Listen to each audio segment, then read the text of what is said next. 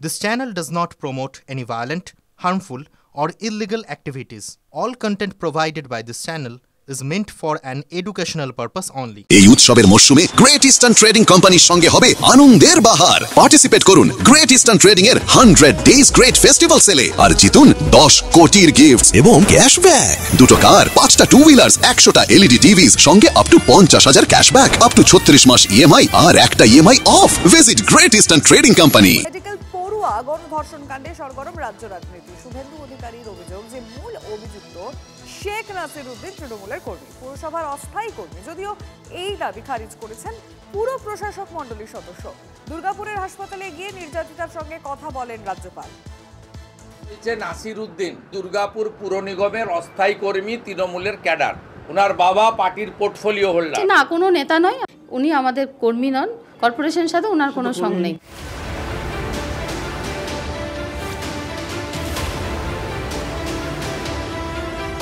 কে কার লোক তা নিয়ে বিতর্ক জোর।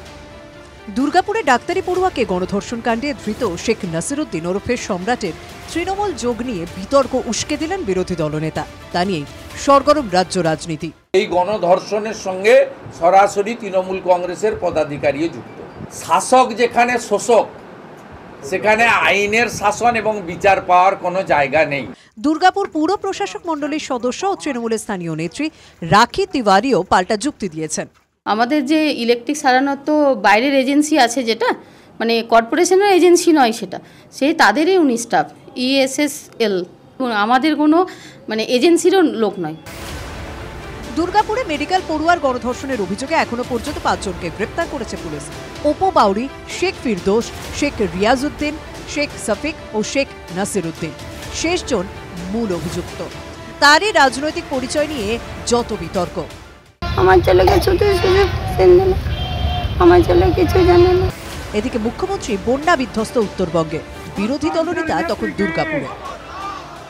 দুর্গাপুরে ডাক্তারি পড়ুয়ার গণধর্ষণ কাণ্ড রাজ্য রাজনীতিতে তোলপাড় ফেলে দিয়েছে। বিরোধী দলনেতার উপস্থিতিতে বিজেপির ধর্ণা, দফায় দফায় বিক্ষোভ। দুর্গাপুরে বিজোন টাউনশিপে যান শুভেন্দু অধিকারী। সেখানে নির্যাতিতার বাবার সঙ্গে কথা বলেন। ফোনে কথা হয় নির্যাতিতার মায়ের সঙ্গে। হাসপাতালেও যেতে চেয়েছিলেন বিরোধী দলনেতা, কিন্তু সূত্রে খবর IQ সিটি হাসপাতাল কর্তৃপক্ষ আগেই জানিয়ে দিয়েছিল যে চিকিৎসকরা এ ব্যাপারে কথা বলবেন না। তাই বিরোধী দলনেতা সেখানে যাননি। দুর্গাপুর সিটি সেন্টারে আসানসোল দুর্গাপুর উন্নয়ন পরিষদের উল্টো দিকে বিজেপির ধর্নায় যোগ দেন তিনি।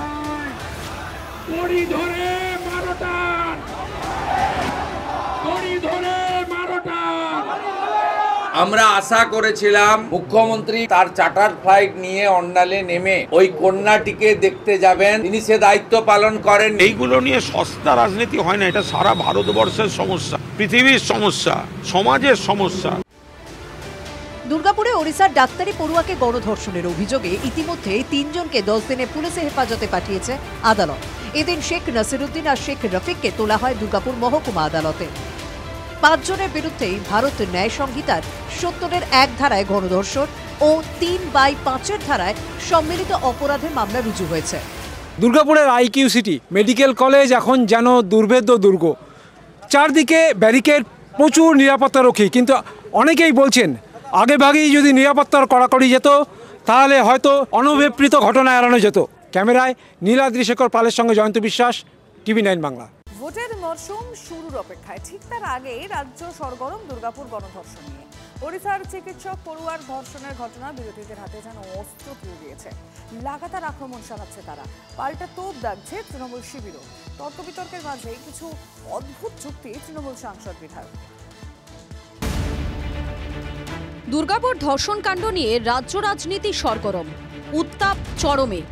তারই মাঝে সূত্র থেকে পাওয়া খবর বলছে নির্যাতিতা মানসিকভাবে বিধ্বস্ত হলেও শারীরিকভাবে কিছুটা স্থিতিশীল। প্রাথমিক শারীরিক পরীক্ষায় মিলেছে ধর্ষণের ইঙ্গিত, ক্ষত পাওয়া গিয়েছে যৌনাঙ্গের ভেতরে। সোমবার দুপুরের পর কমেছে রক্তক্ষরণ। এক মহিলা চিকিৎসক প্রাথমিক শারীরিক পরীক্ষা করেছেন। সূত্রের খবর, ফরেনসিক মেডিসিন বিশেষজ্ঞ এবং মেডিকেল টিমের পূর্ণাঙ্গ শারীরিক পরীক্ষার পর জানা যাবে আরও তথ্য।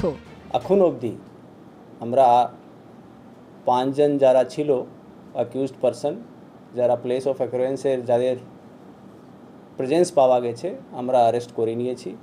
যতগুলো আসামি আছে আমরা কঠোরতম শাস্তি এনশোর করব। নির্যাতিতাকে দেখতে এদিন হাসপাতালে আসেন ওড়িশার মহিলা কমিশনের সদস্যরা, কিন্তু হাসপাতালের নিরাপত্তারক্ষীরা গেটেই আটকান তাদের।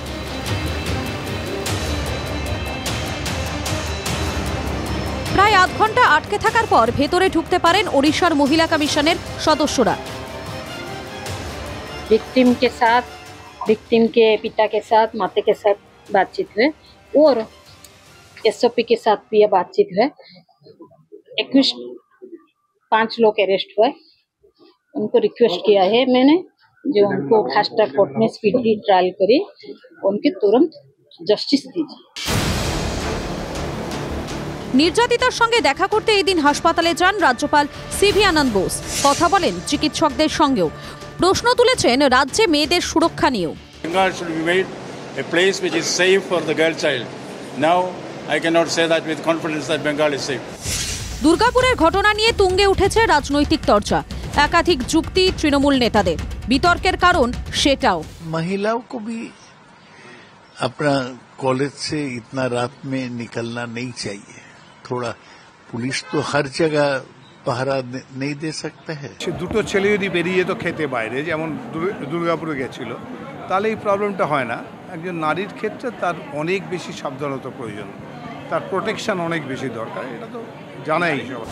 দুর্গাপুর কাণ্ড নিয়ে প্রশ্ন তুলেছেন তিলোত্তমার বাবা মাও। ডাক্তাররা হচ্ছে সমাজের প্রথম শ্রেণীর নাগরিক, তাদেরই নিরাপত্তা নেই পশ্চিমবঙ্গে। একটা দুটো দেখতে পাচ্ছি স্টুডেন্ট হচ্ছে, এরপরে তো যখন তখন হবে। দুর্গাপুর কাণ্ডে রাজ্যের আইন শৃঙ্খলা নিয়ে প্রশ্ন তুলেছেন বিজেপি নেত্রী মাসুরি স্বরাজ। ममता बनर्जी की सरकार और स्वयं ममता बनर्जी को अनुरोध करना चाहूंगी कि जस्टिफाई करना बंद करें और उस बच्ची को जस्टिस की तरफ बढ़ें।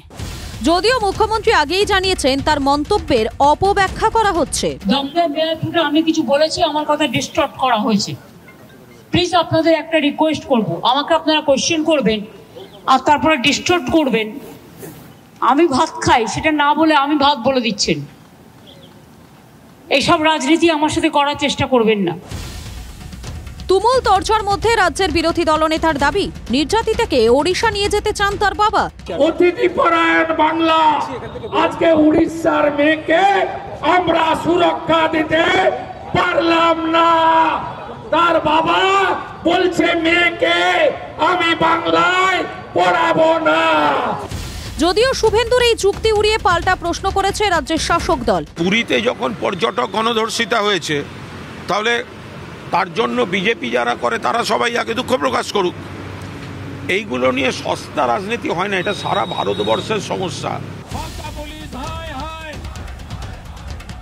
রাজনৈতিক তরজা তুঙ্গে। এরই মধ্যে আবার দুর্গাপুরের ঘটনাকে সামনে রেখে নিরাপত্তার দাবিতে কর্মবিরতি পুরুলিয়া গভর্নমেন্ট মেডিকেল কলেজ ও হাসপাতালের ইন্টার্নরা। Bureau report, TV9 Bangla.